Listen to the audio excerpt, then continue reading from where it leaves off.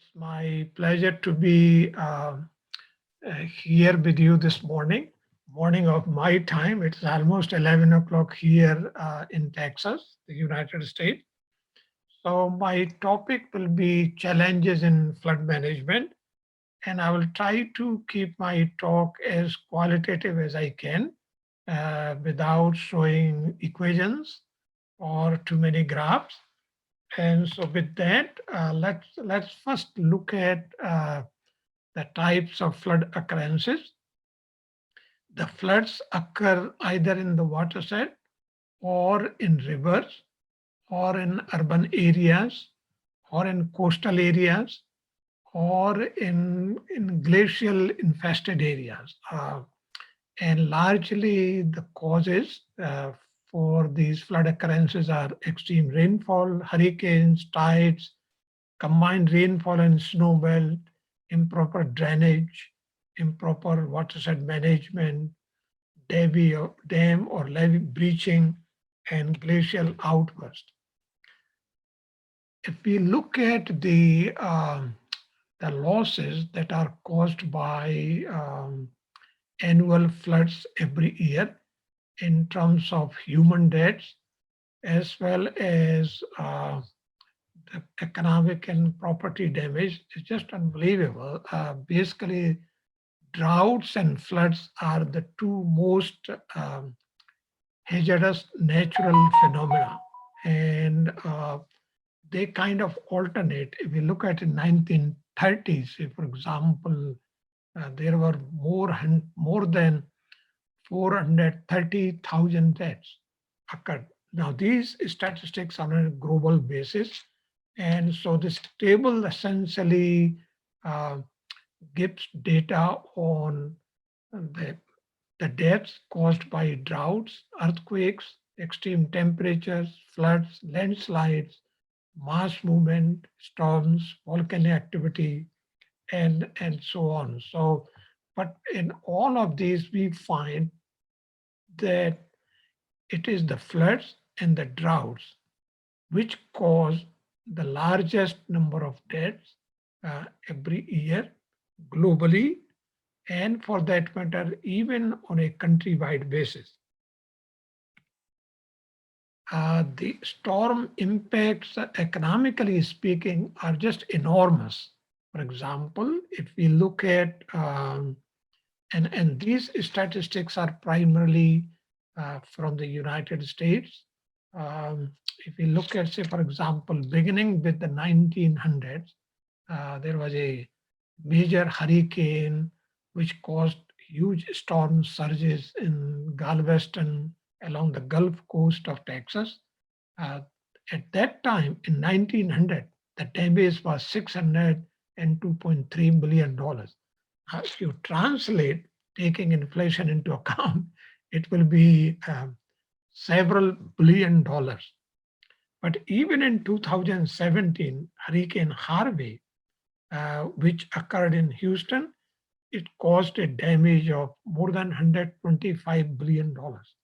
So the damages that are caused by these floods, caused either by extreme rainfall or hurricanes, are just enormous. And these are further statistics on the losses, economic losses caused by floods occurring in different areas in the United States. So the question that we really need to answer is, how do we manage? It is quite known, it is well accepted that floods cannot be entirely eliminated, but they certainly can be managed. And as a result, the losses caused by floods can be reduced. So there are two aspects of flood management: technical aspect and non-technical aspect. And being an engineer, my focus should be on technical aspects, but I'll show or I'll briefly mention that it is not the technology that is important these days for developing measures for flood management. It is the non-technological measures that we have to pay more attention to. So in terms of technological aspects, basically I divide the technological considerations for flood management into hydrologic, hydraulic, and structural. And the non-technical considerations can be divided into educational, socioeconomic, political, legal, communication, internet, and administrative. So let's briefly, I'll just spend only a couple of minutes on technical aspects of flood management. So for example, in hydrology, we normally ask the questions, for example, what will be the flood magnitude due to a given rainfall event? This is a prediction problem. Or when will the flood occur at a given location? It's a forecasting problem. How much area will be impacted by a given flood? How long will a flood last? What will be the probability or return period of a given flood magnitude? Now, there are lots of other questions, but these are some of the really the basic questions that we need to answer if we have to manage a flood. So what do we do to answer these questions? Normally, we can divide these into hydrologic modeling, and which is of two types: deterministic watershed modeling, which again can be divided into empirical, conceptual, and physically based model types. And then the second one is stochastic watershed modeling, which essentially involves frequency analysis, multivariate stochastic analysis, and stochastic watershed model. So essentially what I'm saying here is that by hydrologic modeling, we can answer the questions that I raised just a minute before. And we can answer a lot of other questions as well that will arise when we start doing flood management. Likewise, in hydraulic considerations, again, hydraulic questions are, hydraulics primarily deals with the flood, with the rivers and channels. So what will be the flood stage and flood discharge in a river? When will the flood stage exceed the flood threshold at a given location? How long a reach will be impacted by a given flood? And how long will a flood last? And what will be the probability or return period of a given flood stage or discharge in a river? These are the hydraulic questions that we need to answer. So in order to answer those questions, we do hydraulic modeling, which can be divided into, again, deterministic flood routing and stochastic flood routing. Deterministic flood routing, we have different types of models, which can be classified as empirical, conceptual, and physically based. And likewise, in stochastic flood routing, we have frequency analysis, multivariate stochastic analysis, and stochastic flood routing. In structural considerations, which also include geotechnical considerations, so the question normally that as an engineer, we have to answer what type of a dam should be and what should be the dam, where should the dam be located? And likewise, the same will apply to flood levees. Who will do the dam design and what should be the foundation of a dam like? Who will do the dam construction and who will do the supervision? And how long will it take to complete the dam? There are lots of other questions. For example, construction of a dam, if the dam is going to be a multi-purpose dam, which is what is happening most of the time these days. And the questions will be with regard to hydropower generation, with regard to recreation, and so on. So then to answer the structural questions, we do structural modeling, and again, which can be divided into deterministic and reliability and risk-based. So deterministic, basically, there are again different types of structural models, such as empirical, conceptual, and physically based.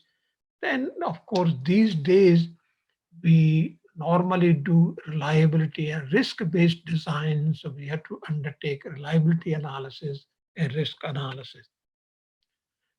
Now, we have been hearing a great deal these days about climate change because climate change has a major impact on flood management.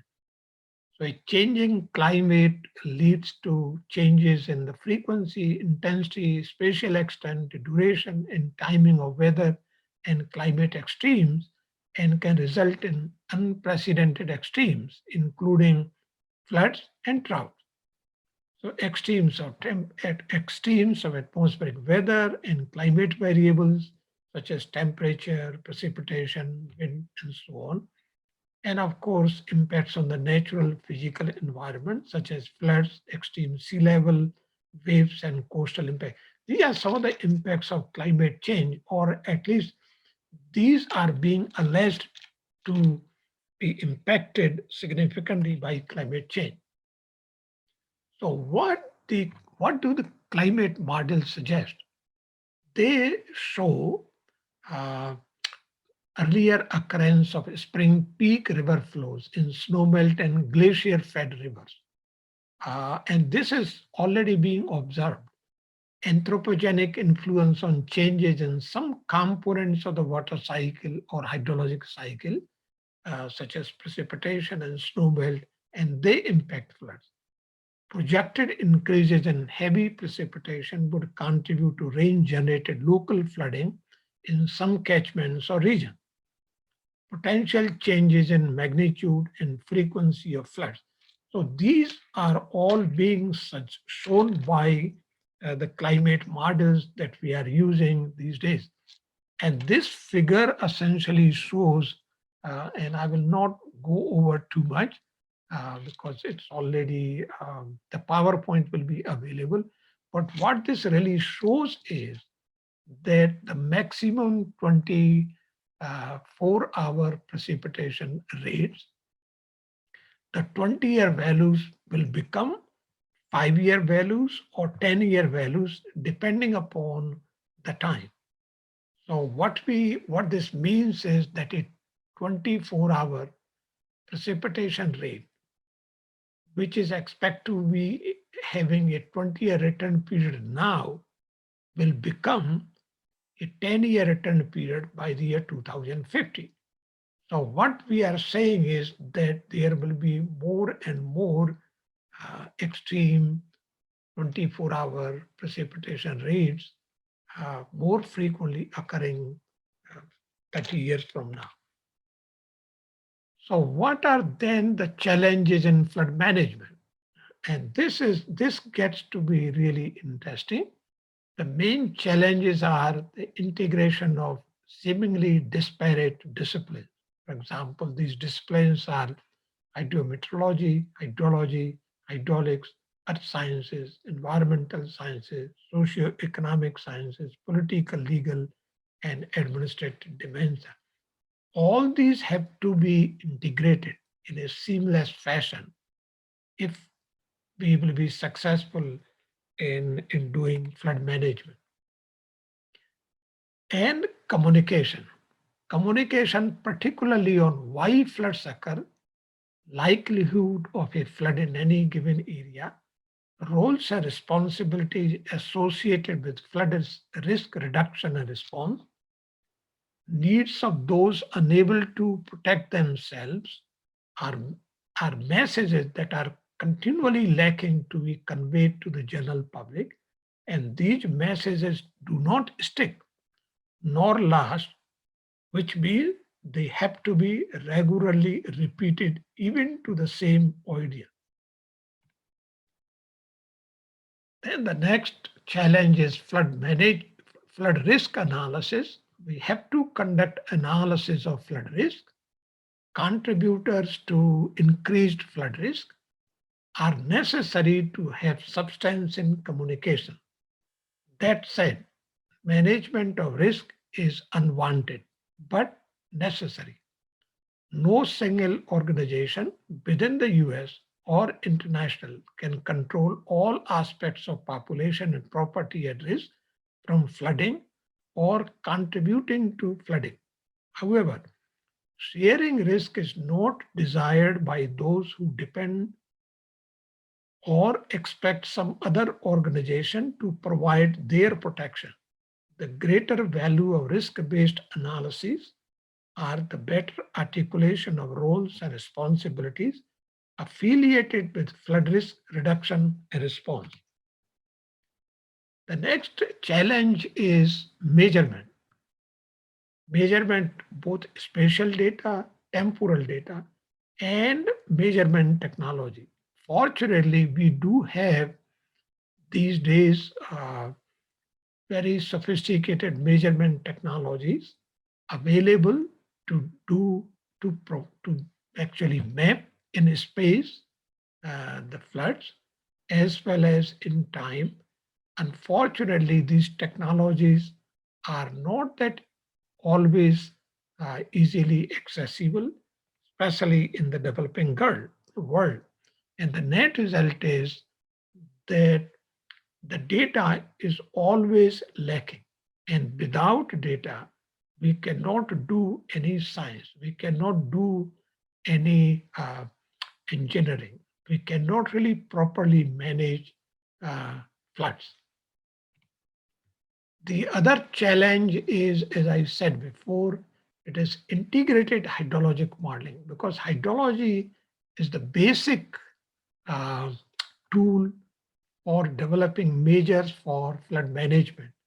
So hydrologic modeling these days has to be integrated with remote sensing technology, satellite technology, geographical information systems, and of course, hydrologic engineering, land use science, hydrometeorology, and geomorphology.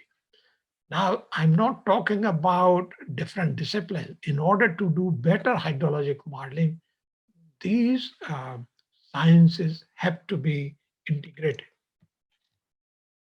And the next issue, which has received a lot of emphasis, but so far we have not been very successful in doing it, and that is management at the watershed scale. We have to do proper land use management. We have to provide proper drainage facilities. We have to conserve soil resources. We have to manage our forest lands, because there is a growing need in the United States to provide increasing and reliable volumes of water for municipal, industrial, and agricultural needs. So reliable is a key criterion here, especially during variable climatic conditions. Finding means to store floodwaters in aquifers or move floodwaters to areas experiencing water shortages are engineering and social political challenges where the US will see increasing interest and pressure to address, and the same will apply globally. The next big challenge is education. In many cases, people are unaware of the flood risk they expose themselves and families to, while in other cases, people are intentionally ignorant so others can assume responsibility for their flood risk. Education, therefore, is an essential long-term measure, but for education to make a difference, it needs to be part of the K-12 education system. Education limited to project-specific town halls and briefings to elected leaders is not achieving any significant change in societal behavior. The next challenge is skilled professions. While there is opportunity to improve hydrology and hydraulics and structural analysis tools and models, the tools available are mostly sufficient for the need. What is lacking is experience and competence to use these tools appropriately on the most complicated projects.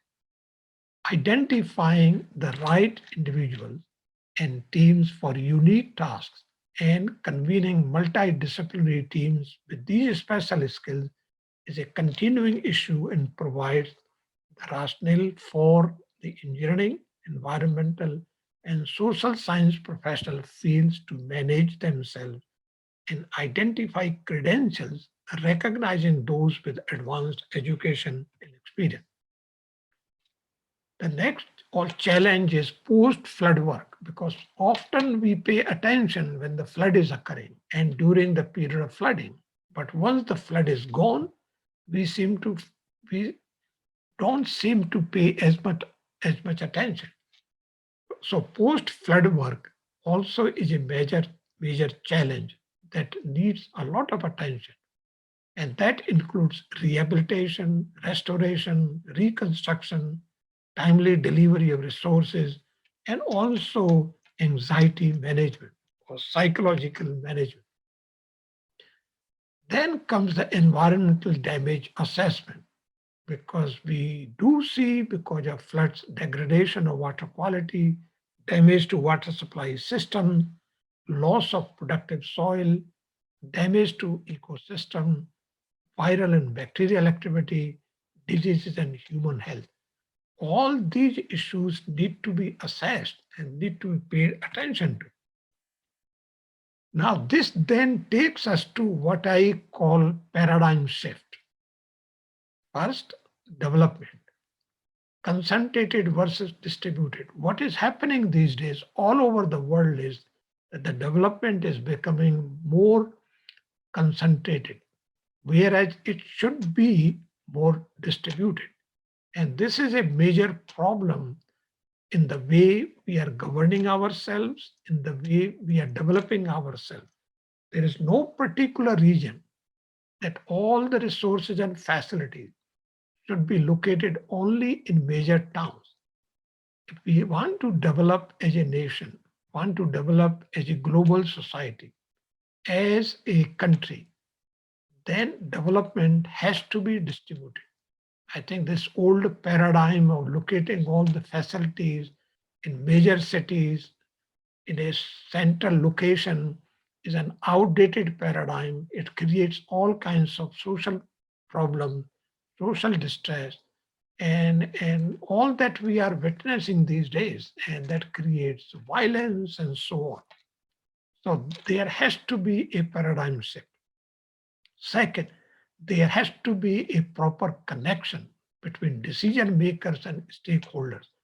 Often, decision makers make decisions without seeking input or without taking into confidence the stakeholders for whom the decisions are being made.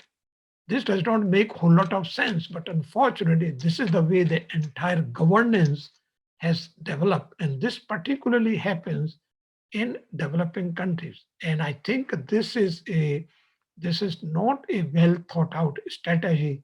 So there has to be a paradigm shift, and there has to be a better connection between decision makers and stakeholders.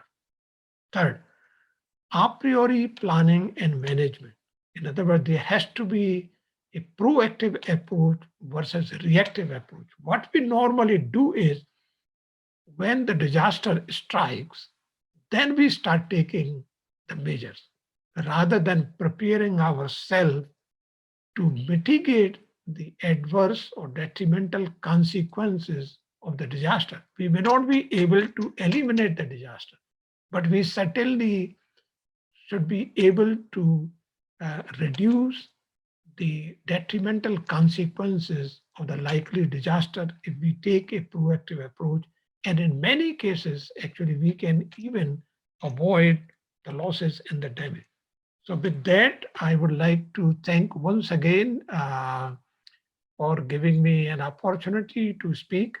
But that's all I will say. I will be happy to answer any questions if anybody has.